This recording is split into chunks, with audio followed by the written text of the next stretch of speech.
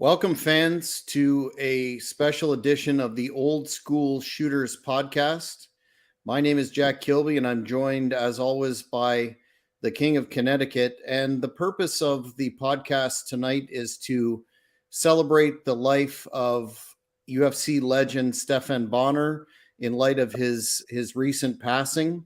And King, I know you have a very lengthy and well-established friendship with Mr. Bonnar, and have some thoughts on what was an epic career in many aspects. Sure, Jack. Well, to start off, I hope everyone had a great Christmas. So on Christmas Eve, I was with family, and my phone started blowing up. I mean, from calls to text messages to Instagram and Facebook messages, and I had to look just to see what was going on, and I got a glimpse of it. And I quickly Googled to see if this was just a fake news story, because I had just talked to Stephan a few days before, and I saw that there was nothing in the news about it that I saw on a quick glance. So I went back to my business and was with family, and then I looked back at my phone again, and I see more of these messages, and I didn't want to believe it was true. You know, it was very difficult to process on Christmas Eve. So I'll tell you, I want to clear the air on something, because there's been a lot of misinformation that's been out there. And I want to celebrate Stephan's life. He was a great guy, one of my best friends, one of my closest friends, my broadcast partner, my stand-up comedy partner. I managed him, but he actually would go out and get me more gigs with him, because he loved to do comedy with me and call fights with me. And I had booked Stephan. I had introduced him a while back to a gentleman out in Stockton, California, who was a great guy who had Inside BJJ.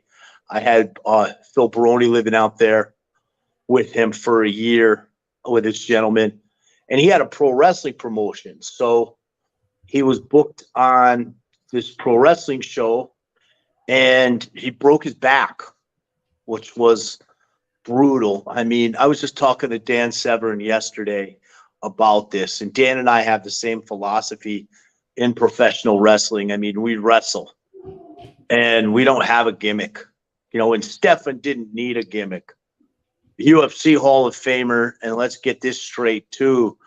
I mean, there is no way to overstate the importance of Stephan Bonnar in the Ultimate Fighting Championships in the UFC. He put UFC on the map. He and Forrest Griffin with the Ultimate Fighter reality show, and with the Ultimate Fighter finale, their fight, which still goes down in history, one of the greatest fights in history. Because prior to that, if you go here on the channel, you'll see my interview with Art Davie, who's a great friend of mine, who founded the UFC. The UFC was never on a televised product. It was a Blockbuster Video pay-per-view product. And it became televised with the advent of the Ultimate Fighter reality show. And the Ultimate Fighter finale was Stephan Bonnar, Forrest Griffin. And man, they tore the house down.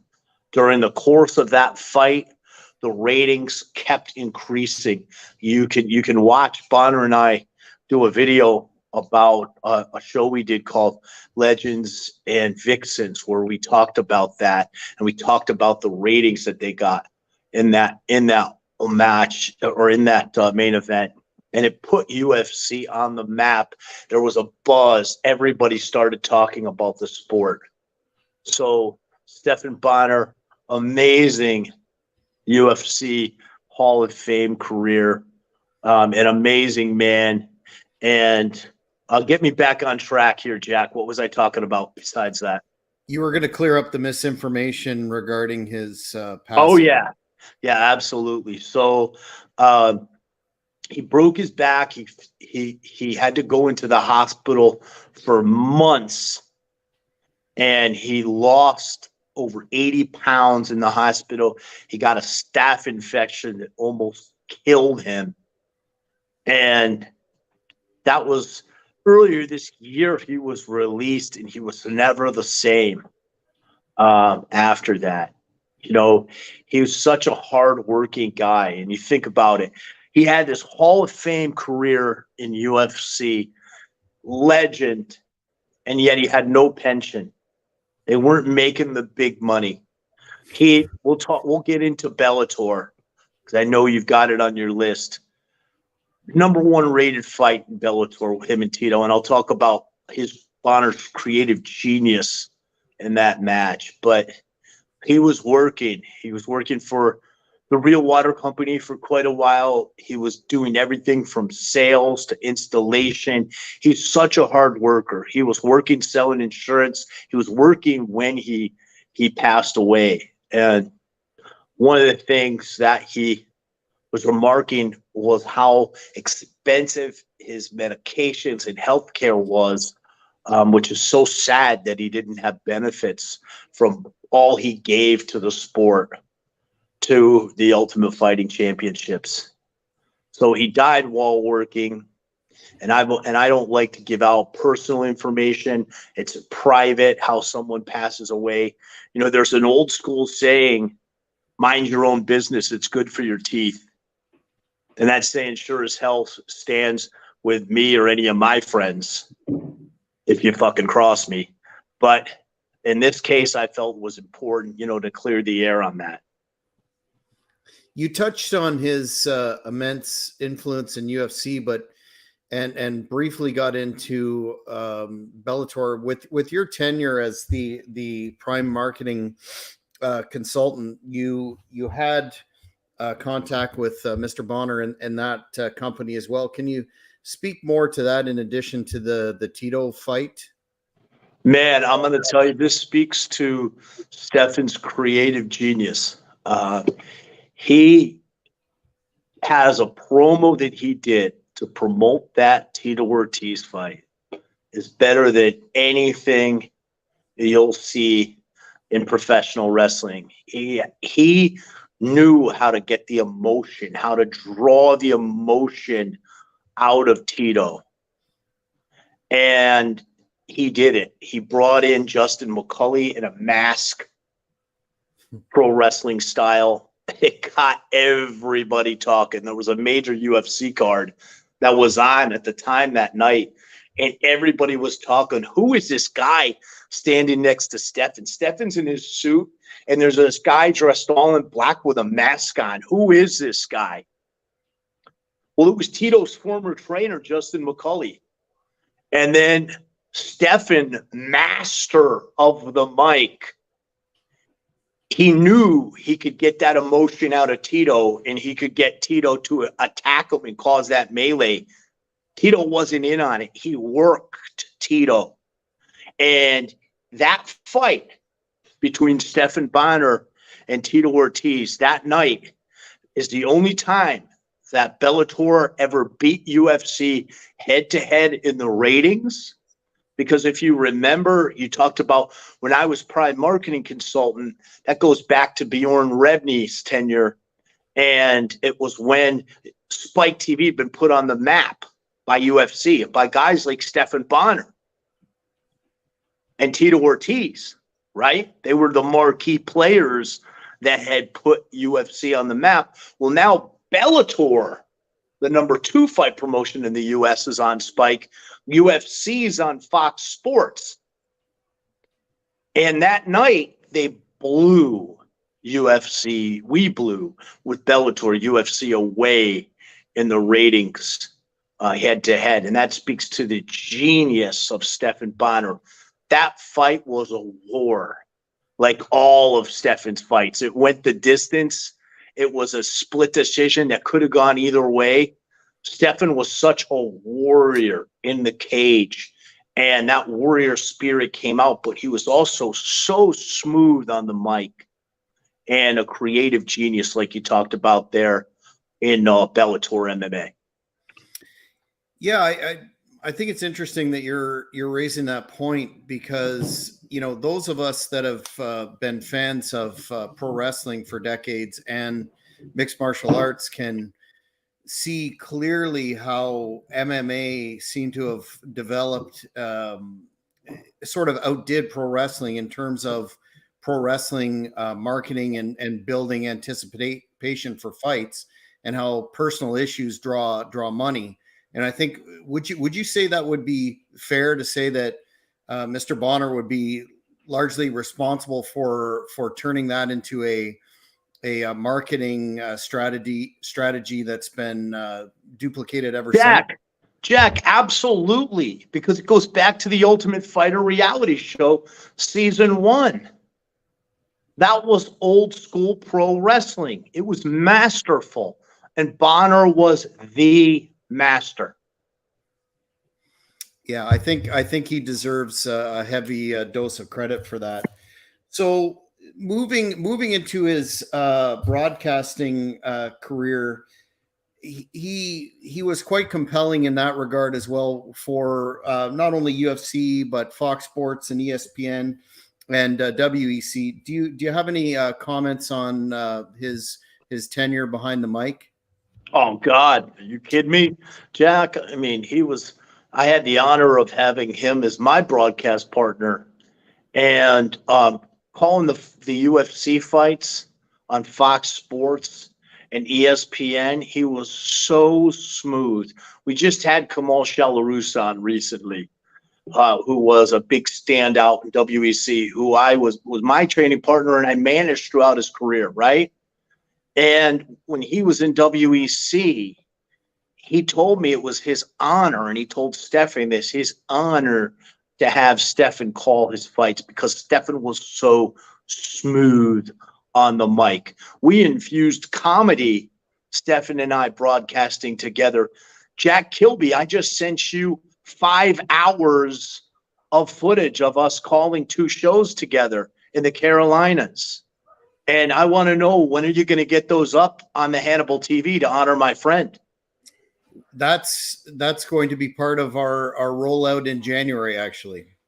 Yeah, let's make that happen, because we infused a lot of comedy. We entertained, and I learned so much from Stephan broadcasting with him.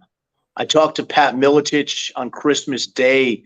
He called me to offer his condolences. What a classy guy. What a great guy Pat is. And Pat and I spoke for over an hour on Christmas Day about Stephan, and he shared his stories when he broadcasted with Stephan on ESPN. And we're going to have Pat here on Old School Shooters to talk about his memories of the American Psycho as well. So he was the best, man. He was the golden voice. I learned so much from him in calling fights. And just to give you an example, I just shared this on my Facebook yesterday. I found a clip from Chael Sonnen's podcast, which is one of the top podcasts in combat sports. And I had booked Stephan to go on there. And he went on there and he put me over like gold. He put over my prowess as a broadcaster beyond what I deserve to Chael Sonnen. And he said that he and I were the dream team of combat sports broadcasting.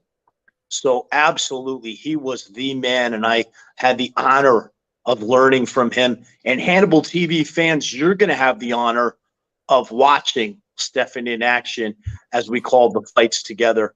Like I say, Jack's got hours and hours of footage, and I'm very happy. That's one thing, man. There's no shortage of footage, of videos. I just shared one that we did, Stephan and I did with Lacey Von Erich, Lacey VETV. We did a comedy spot for her. Bonnar, we'll get to his comedy, man. So absolutely, brother. Yeah, before we get into Mr. Bonner's tenure in pro wrestling and your reminiscence around that, you touched on his involvement in comedy, and I'd like to get into that first because I know you have a number of very entertaining anecdotes along those lines. He named my boats, you know. He named my boats, brother. So Bonner was with me in 2020. In 2020, you know, if you had cash, people were just selling off luxury items that they couldn't afford anymore. So I was buying boats and jet skis and holding on to them and then going to flip them.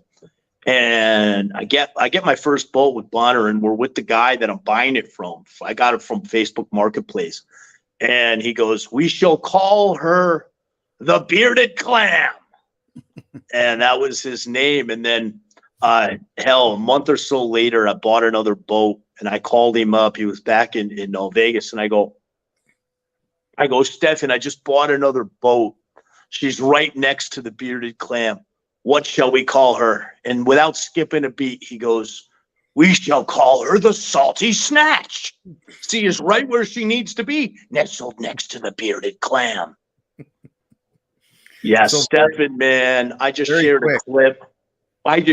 clip. That Laurent Paint Show, who did some work for Hannibal, actually interviewed me for the Hannibal TV. I shared a clip from a show that we did, a comedy show that we did called Psychotherapy at Tilted Kilt in South Carolina. And Bonner had this joke that he wrote about gremlins that's hilarious. And it's one of many, man. He won a big stand-up tournament or big stand-up contest in Las Vegas, and he wrote all his own material, man. I call him Norm after Norm Macdonald, and he was a big fan of Norm, man. He got the same smooth, laid-back delivery as Norm.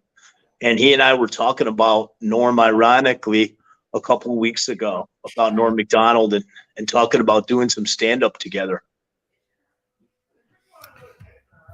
You you booked him in his first pro wrestling match, and that is, we've covered that on the Hannibal TV. Do you want to get into that as well as his tenure in total nonstop action wrestling? Yeah, sure. Sure, man. So um, Bonner was out in Vegas when he and Phil Baroni had come up with the idea of doing a faction called the Real Shooters. And they were the tag team, and they wanted me to be part of the faction they were creating and be their manager for the Real Shooters. They'd been training with Glenn Gilberti, Disco Inferno out there, but they hadn't had a match yet. And I was calling the fights for House of Glory in New York City for the big New York City arena show, right? And the promoter, he told me, he goes, "I need an opponent for Matt Riddle." And I mentioned Bonner, and he goes, "Stephan Bonner?" And that's everybody's reaction, man. Bonner, like you say, the man that put UFC on the map. And I said, "Yeah, man, he's in Vegas. We want to get him do some pro wrestling." So I booked him in the match against Riddle when I was calling the action. And this is kind of a funny story too, man. So we meet up in Queens the day before, right? And we're gonna hang out in New York. And the promoter put us in this barrio, man. I mean, it was a barrio. It was, everybody spoke Spanish, right? It was a nice hotel, but everybody in the hotel spoke Spanish, and everybody in the neighborhood spoke Spanish, right? So we get there, and I mean, I speak Spanish pretty fluently. Mi novia is from Venezuela, está de Venezuela, so I speak Spanish pretty fluent. I've always loved Spanish women and Bonner too, but here you get this 6'4" giant, and if you ever watch Bonner walk and you hang around with him, he walked like Herman Munster, like this, walking through the streets of Queens, brother, and he stuck out like a sore thumb in that neighborhood in Queens, and we had a blast together. So we're at the hotel, man, day of the show, and Bonner goes, this guy's not showing up, Matt Riddle, because look at the dynamic. You had the man from Ultimate Fighter that had main evented the first Ultimate Fighter finale, UFC Hall of Famer that's known for Ultimate Fighter with Forrest Griffin, Stephan Bonnar, against Matt Riddle, who is just another contestant on a season of Ultimate Fighter. If you're Riddle, and this was way before Riddle ever was known much as a pro wrestler, if you're Riddle, you're promoting the hell out of that match, bro. And that's what Bonner was saying. He goes, Stephan goes, this guy's not going to show. And he was just real relaxed about it. He goes, he's not showing. Right? So we did media that day. And it gets to be a few hours before the show. And what do you know? The promoter calls us and says, Riddle's backing out. He's not feeling well. Come to find out, I was promoting his show on his social media for the next day, and he wrestled on that show. So he knew he feared the psycho. So when I was calling the action, I said, and Bonner loved this, how he got a case of the pussyitis. And that match is actually on Hannibal TV. And it's Sho Tanaka, who stepped up. I talked about it with Sonny Ono. Sho Tanaka was fantastic. They had a hell of a match. And and Bonner, Bonner put on one hell of a match, man. He was great in professional wrestling, man. I had the pleasure of doing Legends and Vixens. He tricked me with his Buns of Deception, his tag team partner, Summer Steel. Oh, my. We hosted the weigh-ins the night before at Lust Gentlemen's Club. And, oh, man, and Summer got me with those lap dances at Lust, and she got me all off my game for that match. So you can watch that here on the Hannibal, too. But Bonner was, man, so it's a promoter, Michael Caramico, that put on that show, and he used a promoter that I'd wrestled for a lot named Jay Eagle, who's out in South Carolina in the upstate. And Bonner, man, was such a pro with Jay Eagle, man. Goes into his office, sits down, having a conversation with him. That's the thing, man. I was Bonner's manager, but I didn't have to be his mouthpiece, man. He had the silver tongue. He was so smooth. Matter of fact, I'd been talking to him in the last few weeks about working for us with Berman Law Group and getting leads out in Vegas because he knows so many people. And sadly, that's not going to happen. But my goodness, yeah. And then TNA, he went in there and he teamed with the big football player against King Mo in the tag match there. And he loved professional wrestling, man. And he loved the indies. He said he'd already had the Hall of Fame career in UFC. He didn't want to deal with the politics of a big promotion. He just wanted to have fun doing professional wrestling. And with his name, I could get him bookings, make him some good money. And he was fantastic at it, brother. We've got a question from the brother man who contributed $5. And he says, hello, King. Love your podcast. What's your take on Sean Strickland's comments over people trying to virtue signal over Bonner's death? R.I.P. Bonner. Well, I mean, here's the deal. What has Sean Strickland ever done related to Stephan Bonnar? He doesn't know Stephan Bonnar. He's trying to be like a white knight. He's the one who's virtual signaling, trying to be like a white knight. Bonnar was not addicted to opioids, as he said. Bonnar gave him a swift kick to the head to this punk Strickland, if he ever heard him say that. He had a broken back that he was in the hospital I got an awful staph infection.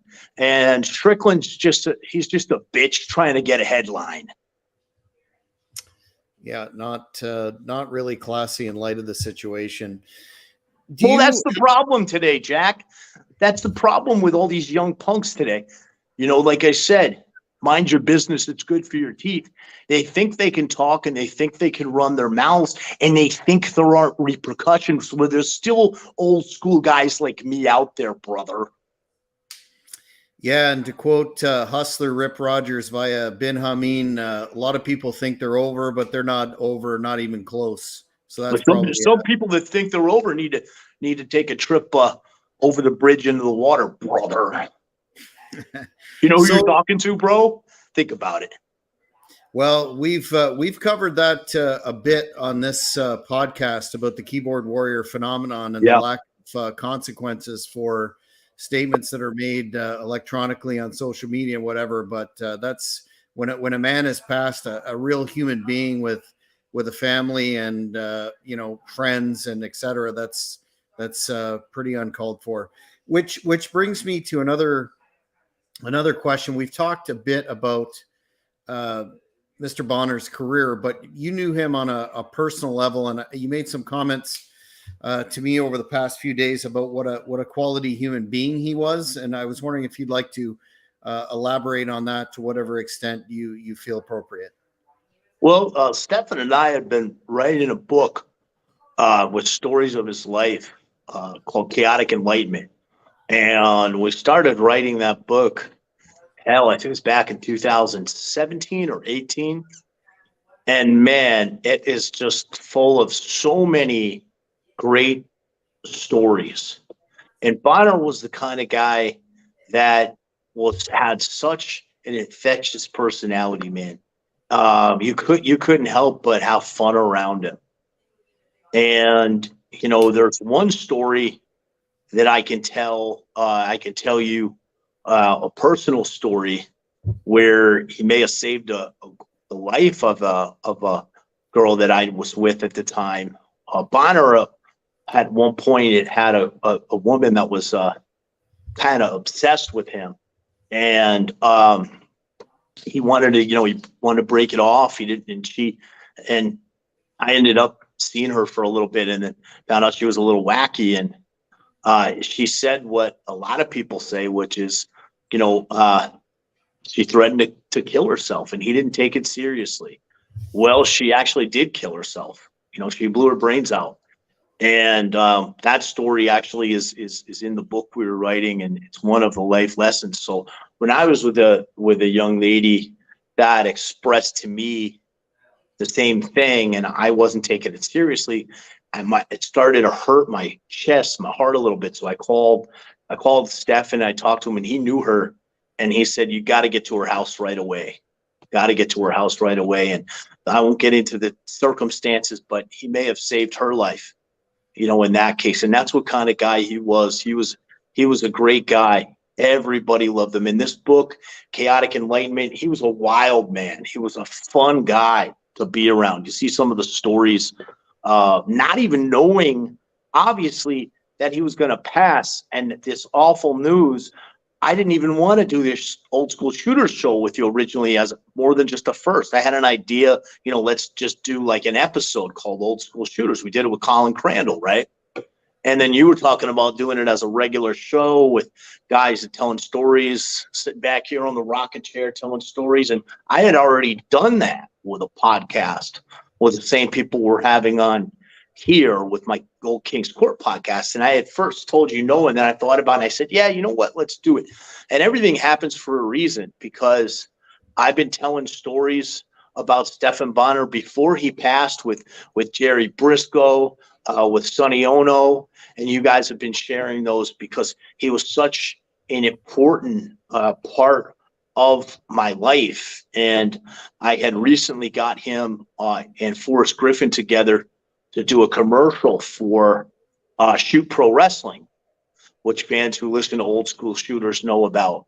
And they did a phenomenal commercial. But I've been talking about, I'm doing the creative development create business development for Shoot Pro Wrestling.